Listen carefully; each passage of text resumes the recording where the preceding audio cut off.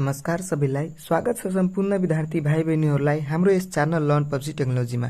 आजको भिडियोमा मैले तपाईलाई कक्षा 9 मा रहेको विज्ञान तथा प्रविधि विषय अन्तर्गत एकाइ 10 को तरङ्ग वेब नयाँ पाठ्यक्रम 2079 अनुसार सम्पूर्ण प्रश्नोत्तर यो पाठको एउटै भिडियोलाई उत्तर दिन गइरहेछु।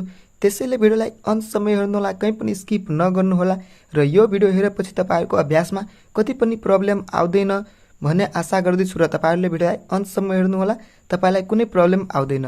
लौ त साथीहरु, टाइम वेस्ट नगरी अब हामी भिडियोलाई सुरु गर्दैछौं र भिडियोलाई सुरु गर्नुभन्दा अगाडि यदि हाम्रो च्यानलमा अहिलेसम्म सब्स्क्राइब गरेको छैन भने, नयाँ छु भने सब्स्क्राइब गरिहाल्नु होला, किनभने हामी यस्तै प्रकारका एजुकेशनल भिडियो तपाईहरुको लागि लिएर आउँदै रहन्छौं।